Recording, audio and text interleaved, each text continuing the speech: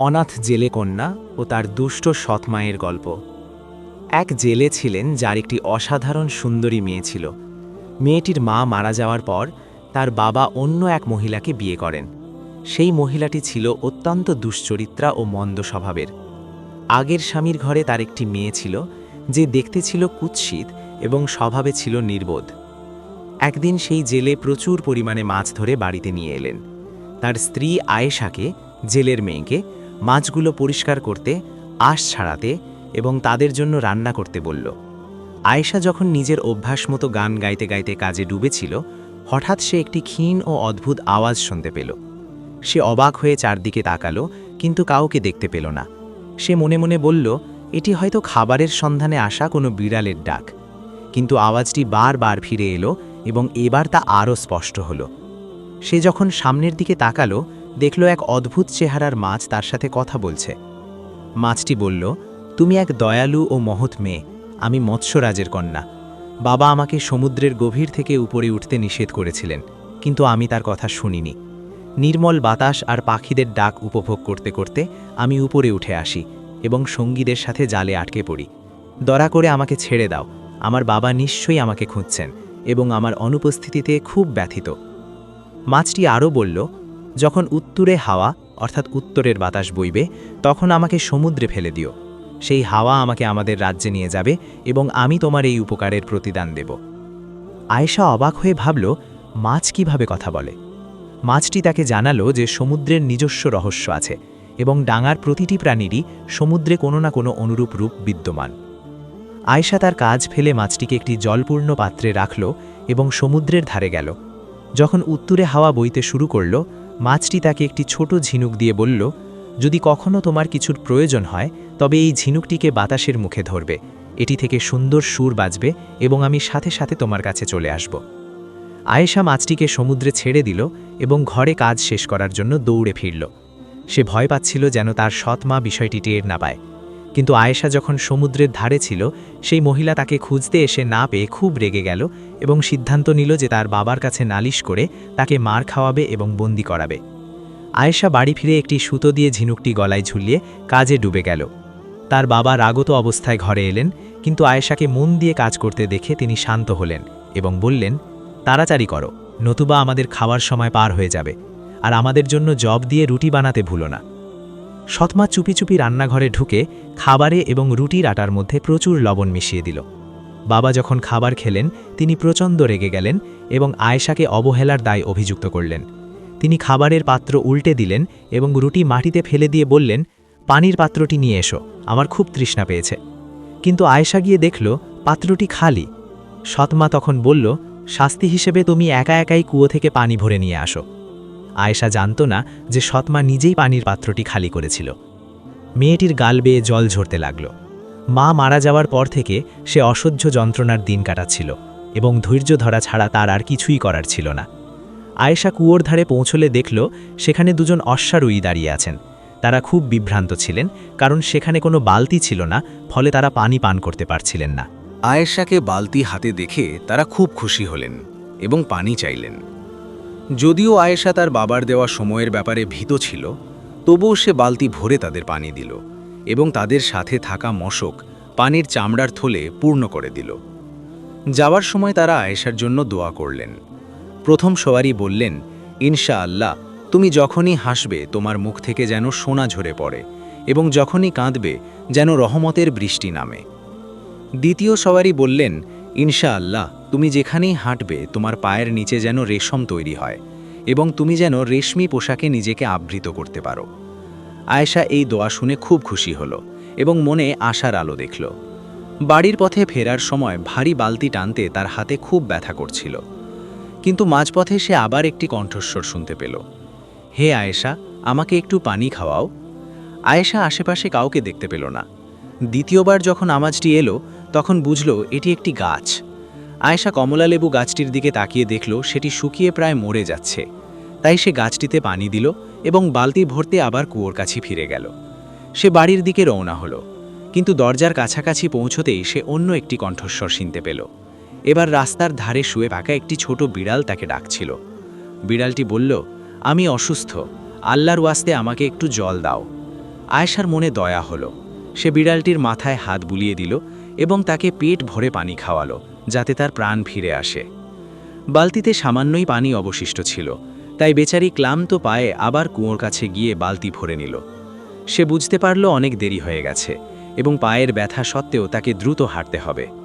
ফেরার পথে সে মনে মনে বলল, বাবা আজ আমাকে মারবেন, হয়তো অন্ধকার সুরঙ্গে বন্দিও করে রাখবেন, কিন্তু তাতে আমার কিছু যায় আসে না, কারণ আমি ভালো কাজ করেছি, আর মা সবসময় আমাকে এটাই করতে বলতেন।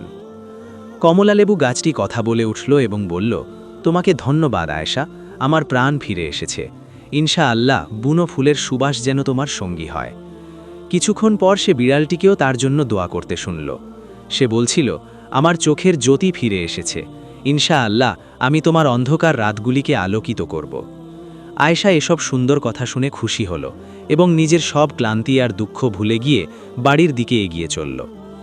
আয়েশা বাড়ি পৌঁছলে তার বাবা জিজ্ঞেস করলেন, তোমার এত দেরি হলো কেন?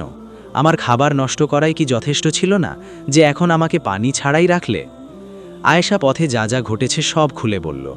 বাবা চিৎকার করে বললেন, ঘোড়সোয়ার আর গাছপালা দিয়ে তোমার কি কাজ? দেখব এই অন্ধকার সুরঙ্গে যখন 3 দিন কাটাবে তখন কেউ তোমাকে সাহায্য করতে আসে কিনা।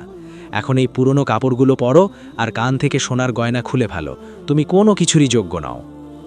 বাবার এমন আচরণে মেয়েটি অবাক হয়ে গেল এবং বুঝতে পারল তার কুটিল সৎমা তার বিরুদ্ধে কোনো ফোন দিয়ে এঁটেছে। সে কাঁদতে শুরু করল, কিন্তু তার বাবার মন পাথরের মতো শক্ত হয়ে গিয়েছিল। তিনি একটুও দয়া দেখালেন না। কয়েক মিনিটের মধ্যে আয়েশাকে ছিঁড়ে যাওয়া পোশাক আর ফুটো জুতো পরে এক ভিখারির মতো দেখা যাচ্ছিল।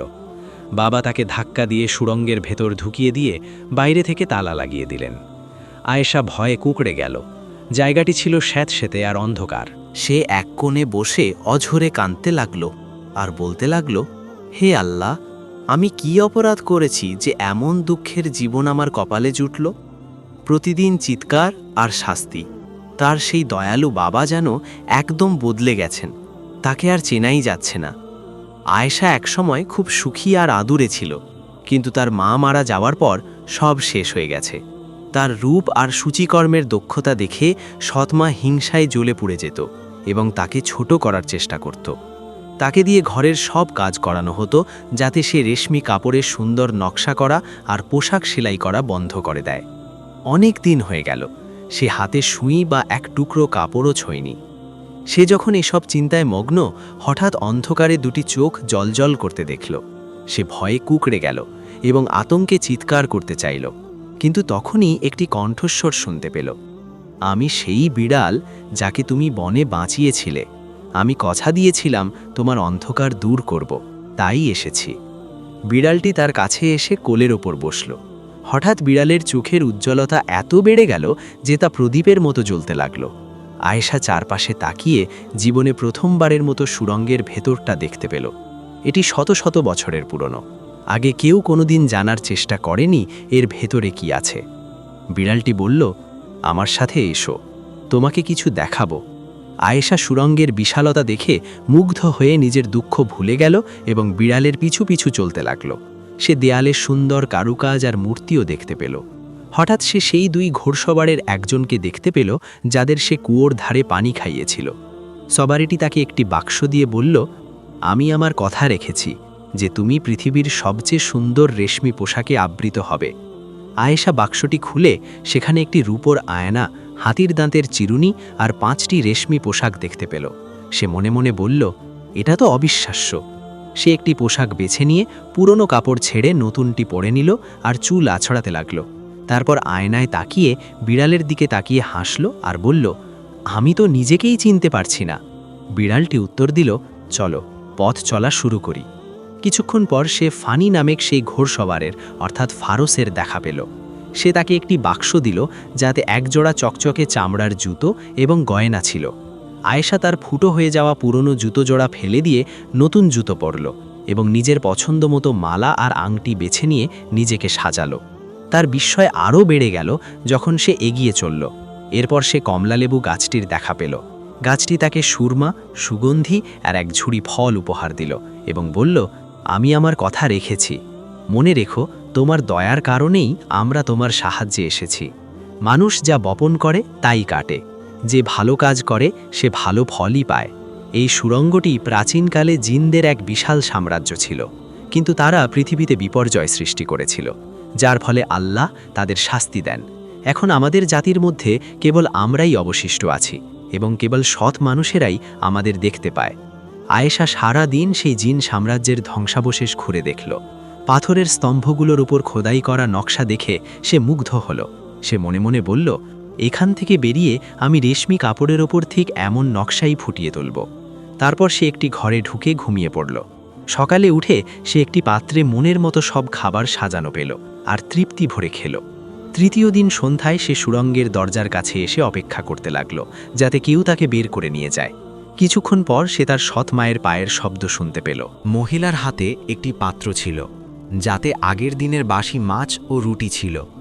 মা যখন দরজা খুলল এবং আয়েশাকে রেশমি পোশাক ও স্বর্ণালঙ্কারে সজ্জিত অবস্থায় দেখল, তখন তার হাত থেকে পাত্রটি পড়ে গেল। সে নিজের চোখকে বিশ্বাস করতে পারছিল না। সে বলল, তুমি কি সত্যি সেই জেলের মেয়ে আয়েশা? আয়েশা উত্তর দিল, হ্যাঁ, আমিই সে। মহিলা তার স্বামীকে দেখে বলল, জলদি এসো এবং তোমার মেয়েকে দেখো। আমি জানতে চাই কে তাকে এত ধন সম্পদ দিল। স্বামী অবাক হয়ে বলল, তুমি এসব কি বলছো? যখন সে সুড়ঙ্গে নামল, বিস্ময়ে তার মুখ হাঁ হয়ে গেল। আয়েশা বলল, বাবা, এরা জঙ্গলের সেই সব প্রাণী। আমি তাদের সাথে যে দয়া দেখিয়েছিলাম তারই প্রতিদান দিতে তারা এসেছে। কিন্তু জেলের সেদিকে মন ছিল না। সে সোনা ও রূপোর বাক্সের দিকে তাকিয়ে বলল, আয়েশা, আমি এখন একটি বড় নৌকা কিনব এবং মাছ ধরে অনেক লাভ করব। তুমি তোমার বাবাকে আর পরিবারকে গ্রামের গণ্যমান্য ব্যক্তিতে পরিণত করবে। সে আয়েশাকে জড়িয়ে ধরে চুমু খেল এবং কথা দিল যে ভবিষ্যতে কেউ তার সাথে খারাপ ব্যবহার করবে না। আয়েশার দিনকাল বদলে গেল এবং ঘরের কাজের চাপ কমে গেল, কারণ তার বাবা এখন সৎ মায়ের মেয়েকে অলসতা ছেড়ে কাজ করতে বাধ্য করলেন। আয়েশা আবার তার সূচিকর্মে মন দিল এবং জিন সাম্রাজ্যে দেখা নকশাগুলো রেশমি কাপড়ে ফুটিয়ে তুলল। যেই সেই কাজ দেখত সেই মুগ্ধ হতো। এতে বাবার মনে মেয়ের প্রতি ভালোবাসা আরও বেড়ে গেল এবং সে তার স্বপ্নের সেই নৌকাটি কিনল। আয়েশার এই উন্নতি দেখে সৎ মায়ের মনে হিংসা আরও বেড়ে গেল। সে মনে মনে বলল, ওর রহস্য জানতে আমাকে কোনো চাল চলতেই হবে। একদিন আয়েশার কাছে এসে তার আগের নিষ্ঠুর আচরণের জন্য ক্ষমা চাইল এবং বলল, তোমার বোনের এই কুৎসিত অবস্থা আমাকে অস্থির করে তোলে। তুমি কি তা বোঝো? আয়েশা সরল মনে বলল, হ্যাঁ মা, আমি বুঝি। বোনের সেই বন্ধুরা তাকে সাহায্য করতে পারে। তারা জিন সাম্রাজ্যের অবশিষ্ট অংশ। এরপর সে তার সাথে যা যা ঘটেছিল সব খুলে বলল। মহিলাটি মনে মনে হাসল এবং বলল, আমার মেয়ে তোমার চেয়েও বেশি সুন্দর হবে এবং বেশি সোনা পাবে, আর তোর কপালে কি আছে আমি দেখে নেব, পাপিষ্ঠ মেয়ে। আয়েশা সৎ নয়ের কথায় স্তব্ধ হয়ে গেল। পরের দিন সকালে মহিলাটি তার নিজের মেয়েকে একটি বালতি দিয়ে বুঝিয়ে দিল কি করতে হবে এবং ধৈর্য ধরতে বলল। সে কথা দিল যে দিন শেষে সে ধনী হবে এবং জিনেরা তাকে একটি সুন্দর চেহারা উপহার দেবে। কিন্তু মেয়েটি ছিল প্রচণ্ড কৃপণ। সে যখন কুয়োর কাছে পৌঁছল এবং বালতি ভরল, তখন সেই সওয়ারিরা এসে তার কাছে পানি চাইল। সে উত্তর দিল, আমি তোমাদের বাবার চাকরানী নই। তারা তাকে অভিশাপ দিল। এরপর সে যখন কমলালেবু গাছের পাশ দিয়ে যাচ্ছিল, গাছটি তাকে পানি দেওয়ার জন্য ডাকল। মেয়েটি শুকনো গাছটি দেখে বলল, আমি বাবাকে বলবো তোমাকে কেটে জ্বালানি কাঠ বানিয়ে ফেলতে। গাছটি অভিশাপ দিয়ে বলল, তোমার দুর্গন্ধ যেন তোমার নোংরা জিভের মতোই হয়। মেয়েটি হাসতে হাসতে চলে গেল। যখন সে বাড়ির কাছাকাছি পৌঁছল, বিড়ালটির দেখা পেল। বিড়ালটি যন্ত্রণায় কাতরে বলল, আমি অসুস্থ, আল্লাহর ওয়াস্তে আমাকে একটু জল দাও। মেয়েটি উত্তর দিল, তুই ওখানেই পড়ে থাক। যতক্ষণ না ইঁদুর এসে তোমার লেজ খেয়ে ফেলে, ততক্ষণ লেজ ছাড়াই তোমাকে বেশি সুন্দর দেখাবে। বিড়ালটি রেগে গিয়ে অভিশাপ দিয়ে বলল, ইনশাআল্লাহ অন্ধকারে ইঁদুর এসে তোমার কান খেয়ে ফেলুক, যাতে তোমাকে আরও কুৎসিত দেখায়। মেয়েটি যখন বাড়ি ফিরল, তার মা জিজ্ঞেস করল, আমি যা বলেছিলাম তা কি করেছ? সে উত্তর দিল, হ্যাঁ মা। মা বলল, এখন জলদি এই সুড়ঙ্গের ভেতর ঢোকো, ভয় পেও না। এই নাও খাবার ও পানীয়র ঝুড়ি। কিছু দরকার হলে দরজায় টোকা দিও, আমি খুলে দেব। একটি সাদা বিড়াল আসবে, সেটিকে অনুসরণ করো যতক্ষণ না তুমি সোনা আর রেশমের দেখা পাও। মেয়েটি অন্ধকারে বসে রইল। হঠাৎ সে দেখল ডজনখানেক লাল চোখ তার দিকে তাকিয়ে আছে। সে আতঙ্কিত হয়ে এক টুকরো কাঠে আগুন জ্বালালো। সেখানে একদল ছোট ইঁদুর ছিল, যারা তার ওপর ঝাঁপিয়ে পড়ে কামড়াতে ও আঁচড়াতে শুরু করল। সে চিৎকার করে দৌড়াতে লাগল এবং তাদের মুখ থেকে সরানোর চেষ্টা করল, কিন্তু তারা তার কান কামড়ে ছিঁড়ে ফেলল। মেয়েটি ভয়ে সুড়ঙ্গের ভেতর দৌড়াতে লাগল। সে অন্ধকারে একটি রূপালী বাক্স জ্বলজ্বল করতে দেখল। সেটির দিকে এগিয়ে গিয়ে যখন সেটি খুলল, দেখল তাতে পোকা আর তেলাপোকা। সেগুলো তার উপর হামলা করল এবং কাপড়ের ভেতর ঢুকে পড়ল। আতঙ্কে সে করিডোরের দরজার দিকে দৌড়ে গিয়ে ধাক্কা দিল। মা যখন দরজা খুলল, মেয়ের নোংরা অবস্থা দেখে সে বিরক্ত হল। সে তাকে গোসল করিয়ে পরিষ্কার করল, কিন্তু মেয়েটি কুৎসিত হয়ে গিয়েছিল এবং তার পুরো মুখ কামড় আর আঁচড়ে ভরে গিয়েছিল। সৎমা প্রচণ্ড রেগে গিয়ে বলল, আমার মেয়ের সাথে যা ঘটেছে সব আয়েশার পরিকল্পনার ফল। সে আমাকে ঠকিয়েছে। আমি জানি কিভাবে তার থেকে প্রতিশোধ নিতে হয়। হে জেলের মেয়ে, তোমার কপালে দুর্ভোগ আছে। একদিন সৎমা আয়েশাকে বলল, আমি তোমার বোনের জন্য ওষুধ বানাতে কিছু ভেষজ সংগ্রহ করব। আমি চাই তুমি আমার সাথে জঙ্গলে চলো। আয়েশা উত্তর দিল, ঠিক আছে, আপনি যা বলবেন আমি তাই করব। মহিলাটি বাড়ি থেকে অনেক পথ পাড়ি দিল। আয়েশা যতবার জিজ্ঞেস করত, সে বলতো এখনও না, যতক্ষণ না তারা একটি উঁচু পাহাড়ে পৌঁছল।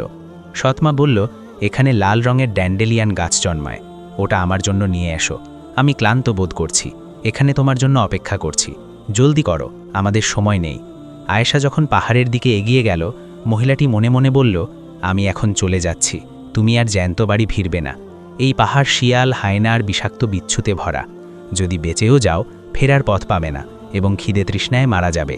এটাই আমার মেয়ের সাথে যা করেছ তার শাস্তি। আয়েশা ড্যান্ডেলিয়ান খুঁজলেও কিছুই পেল না। যখন সে সৎ মায়ের কাছে ফিরে এলো, দেখল সে তাকে একা ফেলে চলে গেছে। সে ফেরার পথ মনে করার চেষ্টা করল, কিন্তু সব পথ দেখতে একই রকম হওয়ায় কোনো লাভ হলো না। কেউ যদি শুনতে পায় সেই আশায় সে চিৎকার করতে লাগল, কিন্তু সেখানে কেউ ছিল না। ক্লান্ত হয়ে মেয়েটি একটি গাছের নিচে বসে কাঁদতে লাগল। হঠাৎ সে দুটি কবুতরকে ঝগড়া করতে দেখল। পুরুষ কবুতরটি বলছিল, আমরা শীতের জন্য বীজ জমিয়ে রাখার ব্যাপারে একমত হয়েছিলাম, কিন্তু আজ দেখছি কিছু বীজ কম। স্ত্রী কবুতরটি উত্তর দিল, বিশ্বাস করো, আমি কিছুই ধরিনি।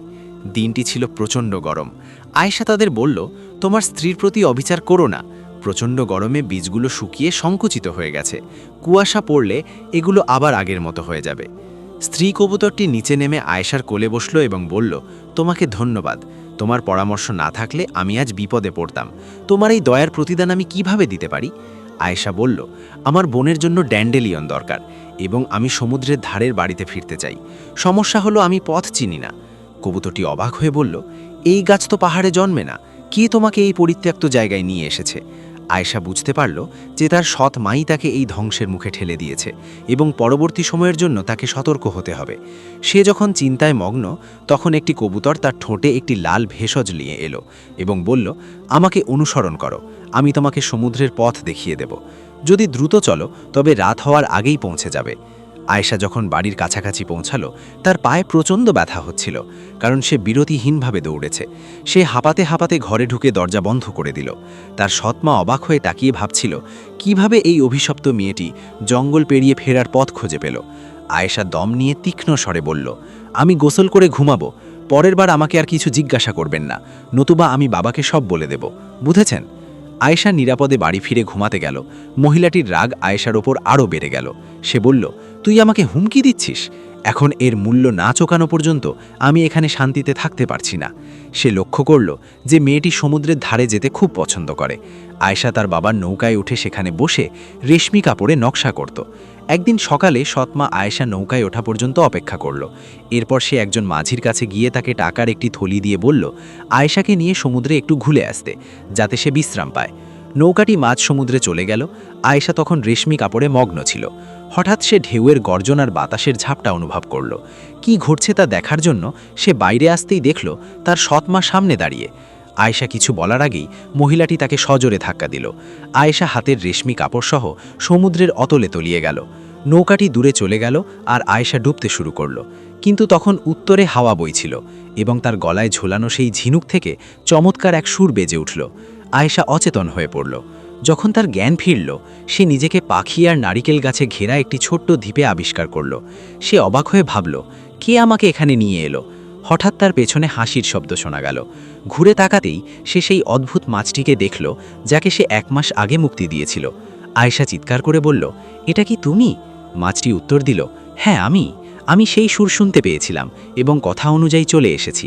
আয়েশা বলল, হ্যাঁ, ঝিনুকটা, আমি তো এটার কথা একদম ভুলে গিয়েছিলাম। ভাগ্য ভালো এটা আমার গলায় ছিল, নইলে এতক্ষণে আমি হাঙরের পেটে চলে যেতাম। অন্যদিকে সুলতানের ছেলে রাজপুত্র একটি মাছ ধরার নৌকায় ছিলেন। তিনি ঢেউয়ের সাথে ভেসে আসা একটি সুন্দর জিনিস দেখতে পেয়ে সেটি তুলে নিলেন। সেটি ছিল এক টুকরো অপূর্ব রেশমি কাপড়, যার নকশা তিনি আগে কখনো দেখেননি।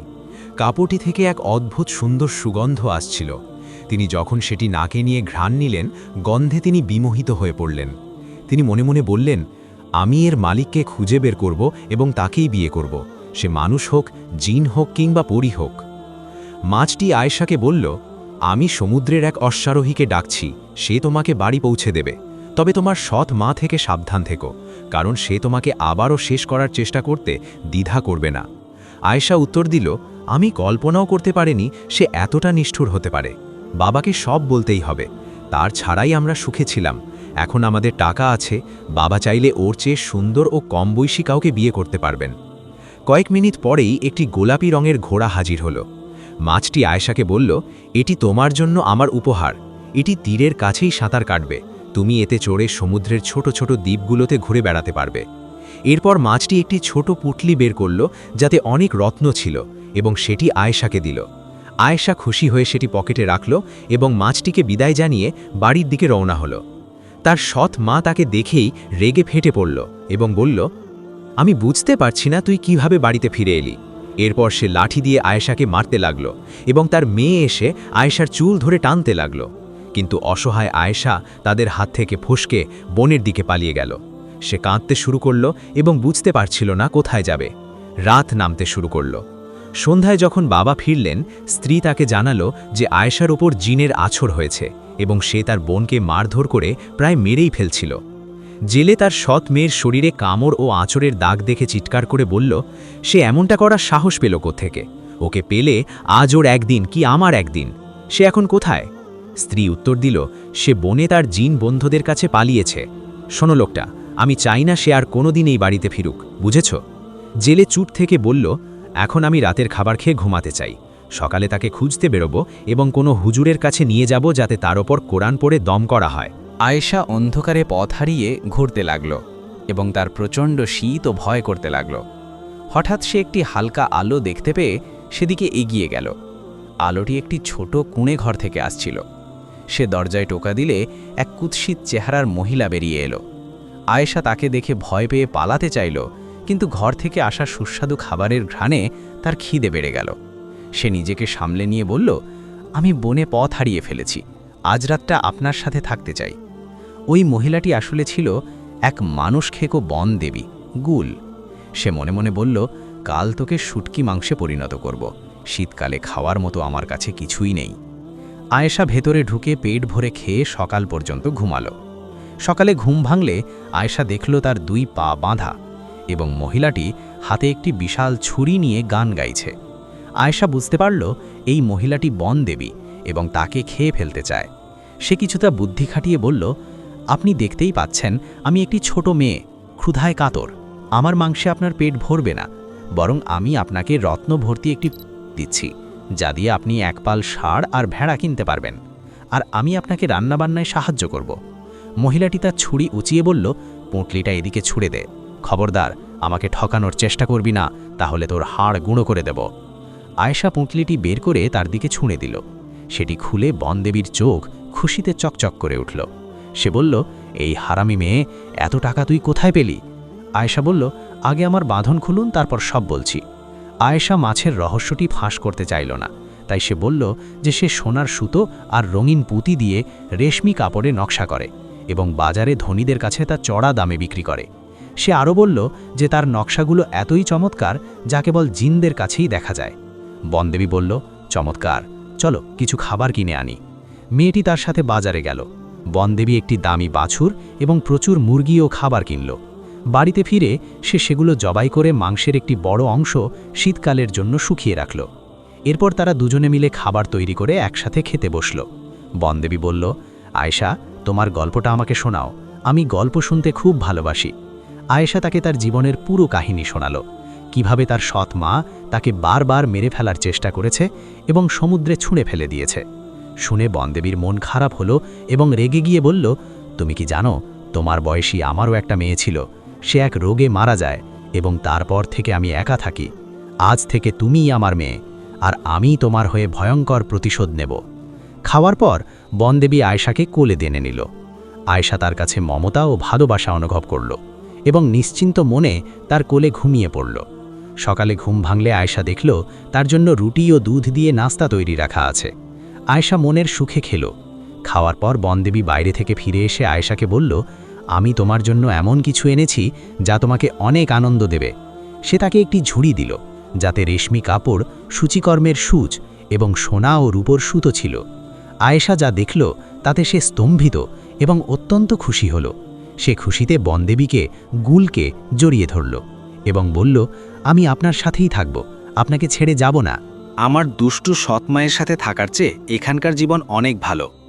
এরপর মেয়েটি বাড়ির দরজার সামনে বসল এবং একটি রেশমি জামা নিয়ে তাতে জিন সাম্রাজ্যে দেখা একটি নকশা ফুটিয়ে তুলল। সন্ধ্যায় সে বনদেবীকে ডেকে তার সেলাই করা জামাটি দেখালো। বনদেবী অবাক হয়ে বলল, জীবনে এর চেয়ে সুন্দর কিছু আমি দেখিনি। তোমার এই কাজ বিক্রি করে আমরা অনেক লাভ করব এবং বাড়ির পাশে ছোট একটি খামার তৈরি করব। বনদেবী প্রতি সপ্তাহে আয়েশার সেলাই করা কাজগুলো সংগ্রহ করত এবং বাজারে গিয়ে বিক্রি করত। খুব দ্রুতই ব্যবসায়ীদের মধ্যে তার জিনিসের জন্য প্রতিযোগিতা শুরু হলো এবং তারা চড়া দামে সেগুলো কিনতে লাগলো। একদিন সুলতানের ছেলে বা রাজপুত্র বাজারে ঘুরছিলেন। তখন তিনি বনদেবীর হাতে সেই কাজগুলো দেখতে পেলেন। তার মনে পড়ে গেল সমুদ্রে পাওয়া সেই কাপড়ের টুকরোটির কথা। তিনি বনদেবীর কাছে গিয়ে তাকে অভিবাদন জানালেন এবং জিজ্ঞেস করলেন, আপনার মেয়ে কি এই সুন্দর জিনিসগুলো তৈরি করেছে? বনদেবী কিছুটা ইতস্তত করে উত্তর দিল, হ্যাঁ হুজুর, সে আপনার সেবায় নিয়োজিত। রাজপুত্র বললেন, আমি তাকে দেখতে চাই। বনদেবী এড়িয়ে যাওয়ার চেষ্টা করল এবং বলল যে তার মেয়ে সুন্দর নয়, কিন্তু রাজপুত্র নাছোড়বান্দা হওয়ায় সে বাধ্য হয়ে তাকে নিজের বাড়িতে দাওয়াত দিল, যদিও সে অর্থাৎ বনদেবী কাপড় দিয়ে নিজের মুখ খুব ভালো করে ঢেকে রেখেছিল। কুড়ে ঘরে পৌঁছে সে ডাক দিল, আয়েশা এসো, কেউ তোমাকে দেখতে চায়। আয়েশা দৌড়ে এলো এবং যখন দেখল রাজপুত্র রক্ষী বেষ্টি তোলে দাঁড়িয়ে আছেন, সে তার হাতের রেশমি কাপড় দিয়ে নিজের মুখ ঢেকে ফেলল। তার সৌন্দর্য আর লজ্জা দেখে সবাই মুগ্ধ হয়ে গেল। রাজপুত্র বললেন, আমি নিশ্চিত ছিলাম যে হাতগুলো এত সুন্দর কাজ করতে পারে সেই মানুষটিও সুন্দর হবে। আমার বাবা তোমার মায়ের কাছে তোমার বিয়ের প্রস্তাব নিয়ে আসবেন। আমি অনেক দিন ধরে তোমার স্বপ্ন দেখেছি, যতক্ষণ না তোমাকে খুঁজে পেয়েছি। তুমি হবে আমার হৃদয়ের রাজকুমারী এবং তোমার মা যা মহারানা চাইবেন আমি তাই দেব। আয়েশা বলল, তাহলে আপনাকে আমার বাবার কাছে বিয়ের প্রস্তাব পাঠাতে হবে। তিনি সমুদ্রের তীরে থাকেন এবং অন্য এক মহিলাকে বিয়ে করেছেন যে আমাকে ঘৃণা করে, তাই আমি আমার এই মায়ের সাথে জঙ্গলে থাকি। রাজপুত্রী বললেন, কোনো সমস্যা নেই, আগামীকালই আমরা উপহার নিয়ে তোমার বাড়িতে যাব। অত্যন্ত খুশিতে আয়েশা সেই রাতে ঘুমাতে পারল না। রাজপুত্র তার প্রতি খুব দয়ালু ছিলেন, কিন্তু আয়েশা তার সৎমাকে বিশ্বাস করত না। সে ছিল এক হিংসুটে মহিলা যে কখনোই আয়েশার ভালো চাইত না। পরদিন সকালে সুলতানের কাফেলা এসে পৌঁছালো। দাসীরা আয়েশার কাছে এসে তাকে গোসল করালো, চুল আঁচড়ে দিল এবং তাকে গোলাপি রঙের রেশমি পোশাক পরালো। তার গলায় মুক্তার মালা, কানে দুল এবং পায়ে সোনার নুপুর পরিয়ে দেওয়া হলো।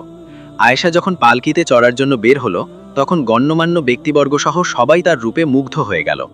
সুলতান প্রথমে কিছুটা দুঃখিত ছিলেন যে আয়েশা কোনো রাজকন্যা নয়, কিন্তু তার অপূর্ব রূপ দেখে তিনি চুপ হয়ে গেলেন এবং তার দুঃখ খুশিতে বদলে গেল।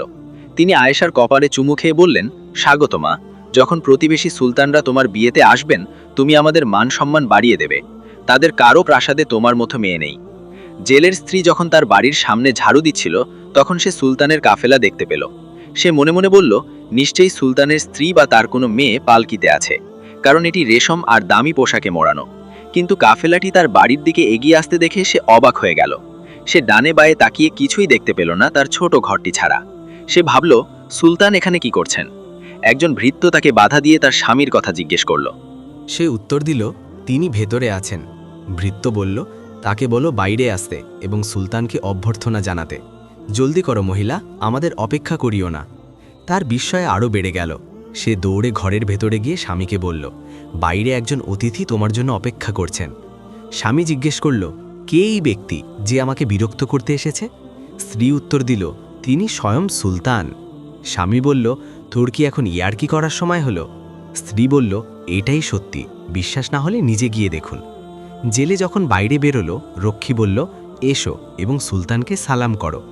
জেলে যখন সুলতানকে তার সামনে দাঁড়িয়ে থাকতে দেখল, সে মনে করল সুলতান হয়তো কর আদায় করতে এসেছেন। সে টাকার একটি থলি বের করে কাঁচুমুচু হয়ে বলল, মাফ করবেন হুজুর, আমার কর দিতে একটু দেরি হয়ে গেছে। সুলতান হেসে বললেন, আমি তোমার টাকা নিতে আসিনি, বরং তোমার মেয়ে আয়েশার বিয়ের প্রস্তাব নিয়ে এসেছি। জেলে ঘাবড়ে গিয়ে বলল, সে তো বনে হারিয়ে গেছে, আমি জানি না সে কোথায়। সুলতান উত্তর দিলেন, চিন্তা করো না, সে আমার সাথেই পালকিতে আছে। এরপর তিনি আয়েশাকে ডাক দিলেন। আয়েশা অপূর্ব সাজে সজ্জিত হয়ে বাবার সামনে এলো। বাবা তাকে জড়িয়ে ধরে বললেন, তুমি আমাকে ছেড়ে কোথায় গিয়েছিলে? আয়েশা বলল, সব পরে বলবো বাবা, আগে মেহমানদের ঘরে বসিয়ে খাবার ও পানীয়র ব্যবস্থা করি। সুলতান, রাজপুত্র এবং বনদেবী গুল ভেতরে গিয়ে বসলেন। জেলে বলল, আমি আপনাদের জন্য টাটকা মাছ পুড়িয়ে আনছি, আর আমার স্ত্রী রুটি ও পানীয়র ব্যবস্থা করবে। সৎমা যখন এসব শুনল, তার চোখমুখ হিংসায় কালো হয়ে গেল। সে মনে মনে বলল, যতবার ওকে তাড়িয়ে দিই ততবারই সে বিজয়ী হয়ে ফিরে আসে। ওকে শেষ করতে আর কি করা যায় জানি না। খাবার তৈরি হলে সবাই তৃপ্তি ভরে খেল।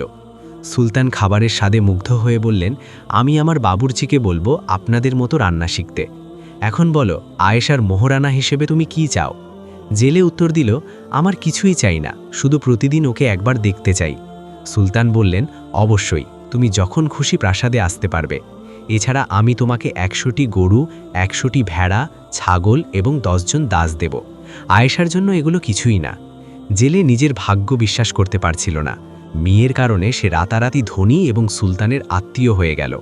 সৎমা আয়েশার বিয়ে ভেঙে দেওয়ার জন্য ফোন দিয়ে আটতে লাগল। সে সহ্য করতে পারছিল না যে আয়েশার বিয়ে সুলতানের ছেলের সাথে হচ্ছে, অথচ তার নিজের মেয়ে অবিবাহিত। হঠাৎ বনদেবী ঘরের সামনে একা আছে ভেবে মাথার কাপড় সরিয়ে ফেলল এবং বলল, আজ কি প্রচণ্ড গরম। জেলের স্ত্রী এটি দেখে ফেলল এবং মনে মনে খুশি হয়ে বলল, এবার পেয়েছি, এই বিয়ে আমি কিভাবে ভাঙব তা বুঝে গেছি। সন্ধ্যায় সৎমা তার মেয়েকে নিয়ে আয়েশাদের পিছু নিল এবং বনদেবীর বাড়ি চিনে রাখল। তারা অপেক্ষা করল যতক্ষণ না আয়েশা আর বনদেবী বাজারে যায়। তারা চলে যেতেই মহিলাটি তার নিজের মেয়েকে বনদেবীর ঘরে বেঁধে রাখল, যাতে মনে হয় তাকে বন্দি করা হয়েছে। এরপর দ্রুত সুলতানের প্রাসাদে গিয়ে রাজপুত্রকে বলল, আমি আপনাকে সাবধান করছি, জেলের ওই মেয়ের থেকে দূরে থাকুন। সে একজন জাদুকরী আর তার মা হলো মানুষ খেকো বনদেবী গুল। তারা শিশুদের ধরে এনে খেয়ে ফেলে। রাজপুত্র প্রথমে বিশ্বাস করলেন না এবং বললেন, তোর কথা যদি মিথ্যে হয় তবে তোর কল্লা কেটে ফেলব। মহিলা বলল, আমার সাথে চলুন, নিজের চোখেই দেখবেন। রাজপুত্র তার রক্ষীদের নিয়ে বনদেবীর বাড়িতে পৌঁছালেন। সেখানে গিয়ে দেখলেন একটি মেয়েকে বেঁধে রাখা হয়েছে এবং তার পাশে বড় বড় ছুরি রাখা। শোবার ঘরে গিয়ে দেখলেন শহরের সব জুতোর চেয়ে বড় একজোড়া জুতো এবং সবকিছুই বিশাল আকৃতির। রাজপুত্র অপেক্ষা করলেন যতক্ষণ না বনদেবী বাজার থেকে ফেরে। বনদেবী ফিরতেই তিনি দাঁড়িয়ে ধমক দিয়ে বললেন, মাথার কাপড় সরাও এবং তোমার মুখ দেখাও। আয়েশা রাজপুত্রকে সেখানে দেখে অবাক হয়ে জিজ্ঞেস করল, আপনি আমাদের মেহমান হবেন, আগে বলেননি কেন? রাজপুত্র রাগে ফেটে পড়ে বললেন, তুমি আমাকে ধোঁকা দিতে চেয়েছ। এরপর তিনি সমুদ্রের ধারে পাওয়া সেই রুমালটি ছুঁড়ে ফেলে দিয়ে বললেন, এখন বুঝলাম মানুষের মধ্যে কেন তোমার মতো কাজ বা সূচিকর্ম পাওয়া যায় না, অর্থাৎ তুমি মানুষ নও, জিনের জাত। আয়েশা এসব শুনে স্তব্ধ হয়ে গেল, কোনো উত্তর দিল না। রাজপুত্র চলে যাওয়ার পর বনদেবী আয়েশাকে জড়িয়ে ধরে বলল, আমি আমার ঘরে এক মহিলা আর একটি মেয়ের গন্ধ পাচ্ছি। আয়েশা চোখের জল মুছে বলল, নিশ্চয়ই ওরা আমার সৎ মা আর তার মেয়ে। এবার বুঝলাম রাজপুত্র কেন হঠাৎ বদলে গেল। এবার ওর এই কাজ শাস্তি ধারা পার পাবে না, আমার হাত থেকে ওর রক্ষা নেই। রাতে আয়েশার চোখে ঘুম নেই। রাজপুত্রের কথা মনে পড়তেই তার বুক ফেটে কান্না এলো। এমন সময় সে পাশে উষ্ণ কিছুর স্পর্শ পেল। সেটি তার বন্ধু, সেই বিড়ালটি। বিড়ালটি বলল, আমি তোমার কান্না শুনে এসেছি, বলো কি হয়েছে, তোমার এত দুঃখ কেন? আয়েশা সব খুলে বলল যে কিভাবে তার সৎ মা তার জীবন বিষিয়ে দিচ্ছে এবং তার বিয়ে ভেঙে দিয়েছে। বিড়ালটি মাথা নেড়ে বলল, মনে হচ্ছে ওই পাপিষ্ঠ মহিলা আগেরবার শিক্ষা পায়নি। আর রাজপুত্র, ওকে আমার উপর ছেড়ে দাও, সে নিজেই তোমার কাছে আসবে এবং তোমার কাছে ক্ষমা চাইবে। এখন ঘুমাতে যাও, সকাল হতে আর দেরি নেই। পরের দিন বিড়ালটি বনদেবীকে এক পাত্র পেস্তা ও সুগন্ধি গোলাপজল দিয়ে এক পাত্র হালকুমের মিষ্টি তৈরি করতে বলল। এরপর সে একটি ভেষজ লতা নিয়ে সেই পাত্রে ফেলে দিয়ে বলল, এই জাদু কেবল রাজপুত্রকেই স্পর্শ করবে। মিষ্টির পাত্রটি তৈরি হলে আয়েশা ছদ্মবেশ ধারণ করে প্রাসাদে গেল। দ্বাররক্ষীরা যখন তাকে আসার কারণ জিজ্ঞেস করল, সে জানালো যে সে জেলের স্ত্রী এবং রাজপুত্র হালকুম পছন্দ করেন বলে সে এটি উপহার হিসেবে এনেছে। রাজপুত্র যখন পাত্রটি দেখলেন, তিনি তা খেতে চাইলেন। যথারীতি বাবুর্চি এসে এক টুকরো চেখে দেখে বলল, আল্লাহর কসম, জীবনে এত সুস্বাদু জিনিস আর খাইনি। এরপর রাজপুত্র তৃপ্তি ভরে তা খেলেন। সন্ধ্যায় দেখা গেল রাজপুত্রের কান দুটি খরগোশের কানের মতো লম্বা হয়ে গেছে। লজ্জায় তিনি নিজের ঘরে লুকিয়ে রইলেন, বের হলেন না। তিনি জেলের স্ত্রী ও তার মেয়েকে ধরে আনার আদেশ দিলেন। কৃতদাসরা তাদের প্রচণ্ড মারধর করল এবং শাস্তি হিসেবে তেলাপোকায় ভরা এক অন্ধকার সেলে বন্দি করে রাখল। এক রাতে বিড়ালটি এক সুন্দরী তরুণীর রূপ ধরে রাজপুত্রের প্রাসাদে গেল। রাজপুত্র তখন ঘুমাচ্ছিলেন। চোখ মেলতেই এক অপার্থিব সুন্দরীকে সামনে দেখে তিনি চিৎকার করে উঠলেন, তুমি কে?